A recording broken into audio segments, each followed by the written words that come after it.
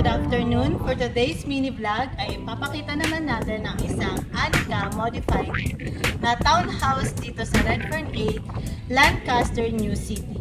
Tara silipin natin kung ano mga pinagawa ng homeowner. For today's video, nakita naman natin na ang gate ay simple lang, white paint. And then dito naman sa part na to is garahe, which is hindi na nila pinatile, simple lang, semento lang. And then malinis naman siyang tingnan. So kasya dito ang sedan or SUV na sasakyan. Tara pasukin naman natin ang loob. Dito naman makikita natin ang pinagawa nila sa loob. Plain white lang siya. Nagpa-tiles lang siya, which is 60 by 60. And then dito yung part ng living area. At ito na nga, naka-ready na rin yung aircon for installation na. Dito naman yung part ng bar counter. At dito naman yung mga wine rack, naka-design siya for wine. Ito naman yung kanilang TV, which is pinalagyan lang nila ng fluted. Sa part na to, yung cabinet, yung understairs ay washing machine, which is automatic washing na. So, hindi na kailangang magbanlaw. Kumbaga, pagkatapos mo mag-laundry, direct yung sampay na. Dito naman sa part na to yung kanilang kitchen. Nagpalagay lang sila ng range food.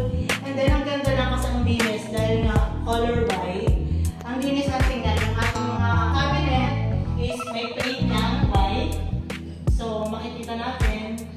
Ang ganda lang kasi kumbaga, mas marami kang mailalagay at the same time, maayos, malinis tingnan. So, ito yung mga ilalim ng cabinet. So, ito, yung kanilang mga condiments. So, marami. Ang ganda rin ang naging idea ng ating homeowner at saka ng contractor. Sa part na to is yung first bedroom. Silipin natin kung ano yung pinagawa nila sa first bedroom. Ito yung part na gagawin nila itong office ng ating homeowner since baka work from home si client. So, ito yung kanilang naisip. Magiging office nila itong part na to. Dito naman, ito naman yung first toilet ni Anika. So, dito naman, wala siyang pinagawa as is lang. Pinalagyan lang yun ng mirror. And then, as usual, meron upon turnover naman, kompleto na rin naman ang ating mga accessories sa CR. Ito naman natin yung part ng second floor.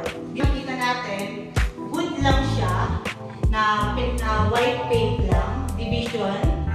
Ang ganda, ang linis. And then, ito naman, pinalagyan din ng stopper. Yung kanyang hagdan, ang tip is wood. Ang ganda naman sa ating Anika unit ay high ceiling na siya. So, pwede kang magpalagay ng chandelier. Etong part na to, yung second bedroom. Since palipat na nga sila homeowner, nakalang na to, nandito na yung mga ibang gamit nila na gagamitin sa kanilang pagtira. Silipin naman natin ang toilet and bath ng ating Anika unit. Dito pala, wala nang pinagawa si client. As is na. Pinalagyan na lang nila ng accessories. Ito, pinalagyan na lang ng mga rack, towel rack, and then mirror, at saka yung sink, pinapalitan na nila. Ito naman yung master's bedroom. Silipin natin kung ano yung mga pinagawa ng ating client. Dito naman sa part na to, tiles lang, and then white paint, kaya malinis tingnan. Tingnan naman natin itong part na to. Ito nga pala yung service area, pinasilab na po siya. Kaya mapapansin natin, extended na siya. Pinalagyan na po ng sliding, which is may mirror na siya. And then dito yung kanilang wardrobe, mga cabinet.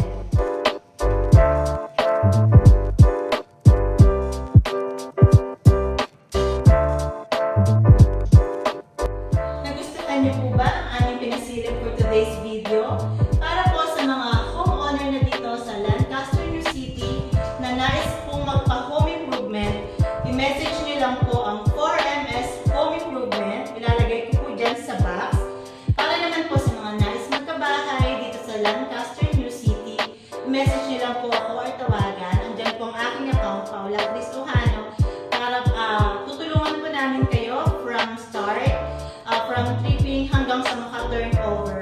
ng inyong unit. Kasama niyo po kami.